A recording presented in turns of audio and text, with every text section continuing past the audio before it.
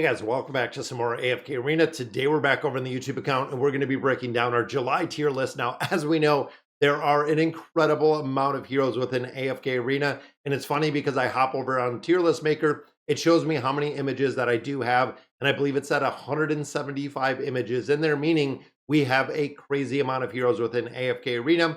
Some of them absolutely meta, absolutely primary to build and really top tier. Some of them absolutely no reason to build them at all. And if you have them built, might be heroes that are eligible for a swap. But let's hop over to Tier List Maker and I want to show you exactly what we're looking at within here. Now, when it comes to the tiers and when it comes to really the S tier, the SS, and the triple S, these are the primary heroes that you're going to see within AFK Arena. They hold a majority of the meta slot formations. And I want to show you kind of building out and the logic behind it. Starting, of course, with Envy. Now, when we look at Envy, it is absolutely the primary hero, best in slot in a ton of different game modes. Pretty much any formation that you can put him into, he will work incredibly well. Even looking at his furniture, he is super strong when you're building him out. The higher you build him, the better he's going to do, the better he's going to perform. And he is also the best in slot in a majority of the damage dealing formations that we have, including he does run a couple formations with Randy right down here, doing incredibly well. Now, Liberta still holds his place. Again, damage dealer, healing, everything that he does within formations, still super broken. And then we get into some of the support heroes.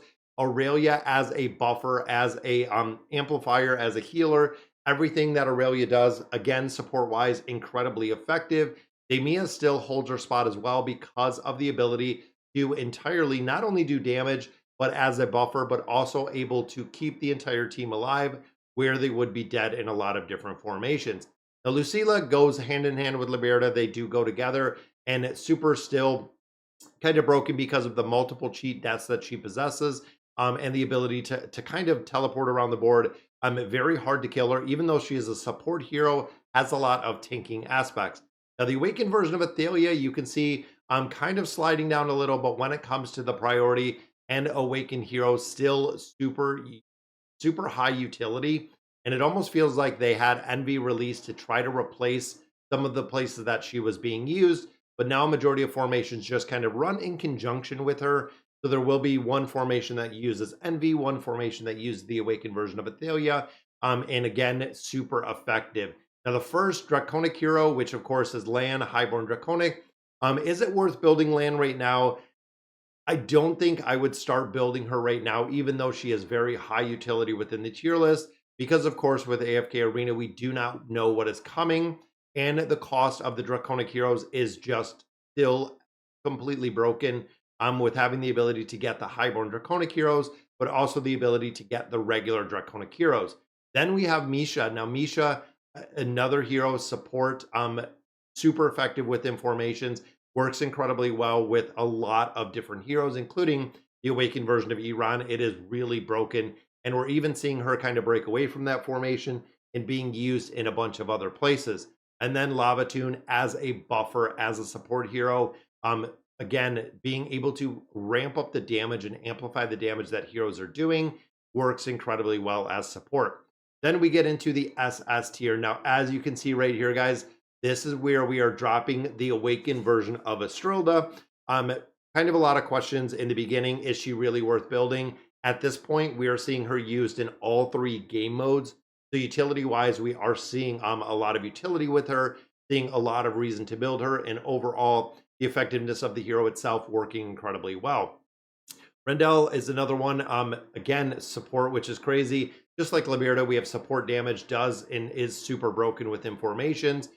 Can really maximize damage, especially guild bosses and some of the curse realm formations, does work incredibly well.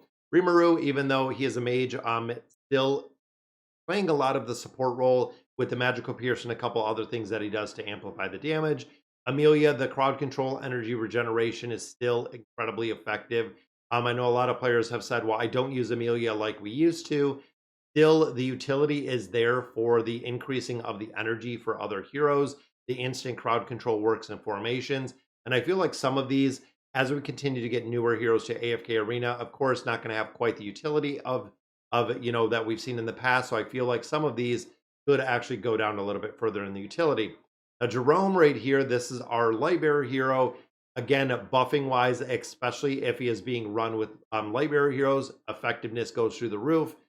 Even outside of the light bearer faction, he still does incredibly well when it comes to buffing.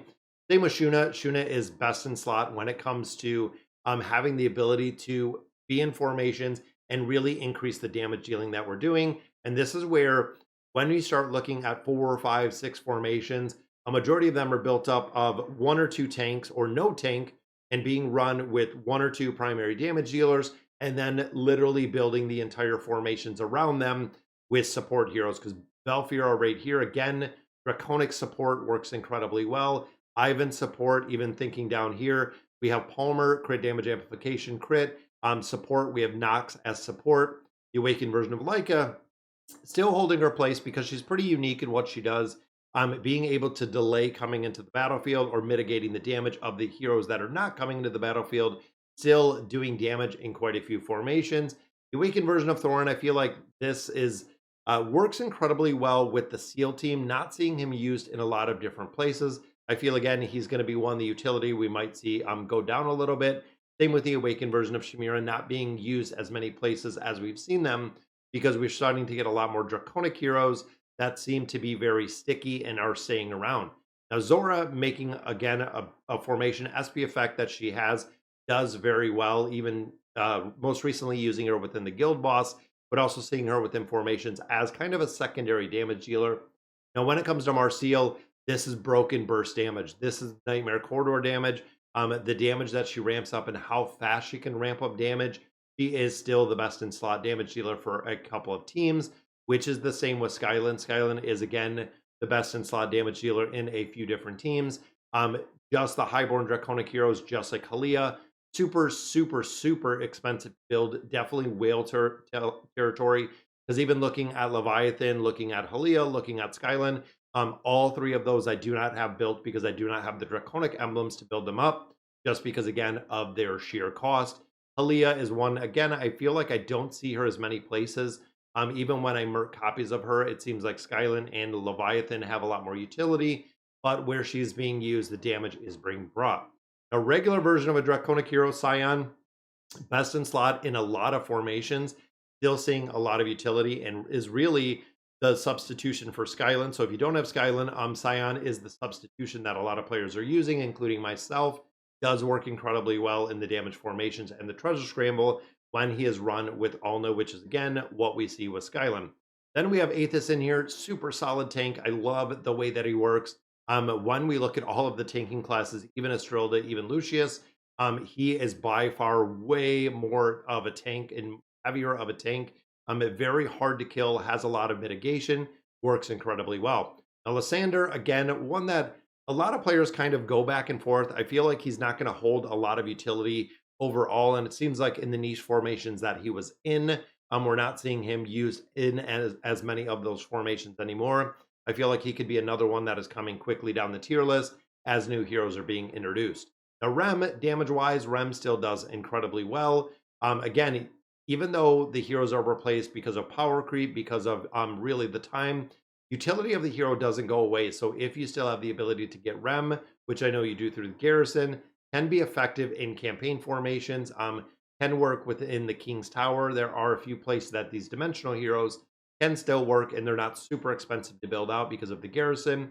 Naruko is another one with Nadia as a buffer, as a damage dealer, as a shielder, as a healer, still does work incredibly well.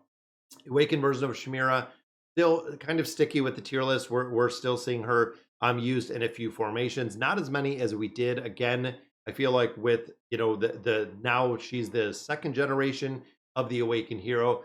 Leviathan as a tank, as a buffer, still does work incredibly well. We have the Awakened version of Iran in here. Crowd control, I love the crowd control. Curse Realm, of course, Insight collections built on there, just for the fact that the crowd control does need to land. Then we look at Laios. So Laios support buffer works very well within formations. Even run together with Marcial in a lot of formations, but even outside of Marcial, looking at Sensi and building up the food or giving the buffs does require a little bit of a higher of a build out just to get the engraving, just to get Dreef out there. That way we can go ahead and cook them. Awakened version of Sophia still here. And when it comes to Maulers, you can see we don't have a lot of Maulers within the really top tier, which unfortunately, because they've kind of been forgotten. Alvida, Lightbearer, cannot kill tank. It's kind of crazy how they built her and the way that she works with the crowd control, but also with the ability to get to 1 HP and literally just sit at 1 HP for 50% of the battle without ever dying in formations. It's broken within actual campaign formations because you cannot kill the hero. Yavis still in here. Again, the mitigation. We see the magic pierce that he does bring, and then Trishia for the energy regeneration. And she's another one where I feel like she's probably going to be lower or should be lower within the formation. So I dropped Umbriel in here. He just released today. We don't know exactly where he's going to be used or when he's going to be used. Really too new, but just dropping him because he is a draconic hero. I'm sure the effectiveness. We've seen a little bit of the effectiveness within the test server, but right now, because there are not many players that play on the test server, I feel like it's not very indicative to where the hero is going to be itself. So I do and am going to wait to see exactly where he is placed. Then we have the Chad Vathiel. Player was asking yesterday, is Vathiel still worth building? For the Celestial Tower, of course, still going to be used. For some of the sub formations, yes, as a buffer, as a damage dealer, still does work very well. But there are a lot of heroes, as you can see, that are kind of a higher priority than he is himself. Adrian Elise, Lightbearer, does require a little bit of a plus 30 or plus 40 signature item to get the damage amplification within there. Hildwyn is a mage, but again, plays a support, kind of a damage mitigation factor. Lucius and Belinda, both of them, again, were kind of the best in slot. Now, second generation and then third generation of the Awakened Heroes. I'm not using Lucius really in almost any formations anymore. It seems like he's been replaced in a majority of game modes. Of course, tower formations, he's still going to be used in a lot of different places. But as far as like Curse Realm, Nightmare Corridor, not seeing a ton of utility. Treasure Scramble, I think he's in a formation, but a later formation, like maybe team number 6, team number 7, that he is still being used. The Awakened version of Belinda, it seems at this point, as much as the burn was really there for her and the utility of using her for the last 2+ years, she's not really being used in any formations that I'm aware of. Sort of, again, the Lightbearer Tower campaign formations, but when it comes to the 3 primary game modes, not being used. Nyla, niche formation as a damage dealer, and of course, the Draconic version of Gwen, best in slot in so many different places as it sits today, not really being used in any of the formations that I'm aware of, including the Treasure Scramble. So unfortunately, the Draconic heroes, even the Highborn Draconic heroes, are very subject to power creep. We have Tamris in here, of course, the Enthusiasm buff plus the crowd control. Kelton in here, which, interesting enough, when we start looking even at the hypos, we only have one other hypo in here. I feel like they need to come out with some pretty strong hypos to represent the tier list, because we're not seeing a lot of utility short of getting Envy up there within there. Now, Melion, Draconic buffer, so very similar to what we see with Albedo, it being used as a amplification factor or support hero for the Draconic heroes. Rosline, this is another one not seeing a ton of utility out of there. Then we have Alna. Alna still works because of Scion, Skylin. Any of these squishy high damage dealers, she is going to be the one you're going to rely on to keep them safe and really keep them alive. Eugene is starting to fall down the tier list, just like we're seeing with Gavis. Rain for the 30% damage amplification that we see. If you don't have a lot of other heroes built, she still does work incredibly well. Lady Simona was very short-lived with the Awakened version of Shamira. Gorin, we're still seeing in a couple different kind of niche formations because he does bring some decent buffs in there. Rowan's in here, Mortis in here, and then Scarlet, of course, Nightmare Corridor still being used. Same with Orin, just for the burst damage that we see. And I'm just going to go through the rest of this, kind of give you some honorable mentions for some of the heroes that we're still seeing. Including right here is Shell Tier. So Shell Tier following in the A tier. Now, Shell Tier works incredibly well within the Treasure Scramble, but that is really the only place that we are seeing her as of right now. Not a lot of utility. Vika's another one. Every now and then in one iteration, I believe, of the Curse Realm, we are still seeing her being used. Not really anywhere else. Kregor's being used in the Treasure Scramble in a specific formation. And then Orthos for, of course, that silly Orthos cheese still being used a little bit in a few different places. When we start getting down here, we really have a one-off niche, even looking possibly using the original version of Taylene for the SEAL team, but the Awakened version of Entendre I'm not using anymore. Same with Thane. I know he was in one single formation but I feel like as of right now, not really used very many places. And then we did see one formation where Crescio was being run. So again, it's so far one-off niche formations. Thorn Cheese is still alive and still does work incredibly well. But you'll notice some of the Draconic heroes, some of the Celestial heroes that are starting to fall into the tier list. And then when you get to the C tier, these are going to be kind of the fodder, the C and the D. These are going to be the fodder heroes that are used only in tower formations, if they are even used in tower formations.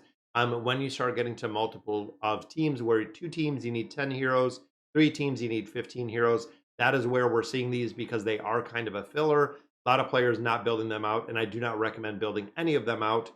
You could put a plus 20 signature item on them just because it's very cheap, but you'll also notice that Ainz is in here even after the rework.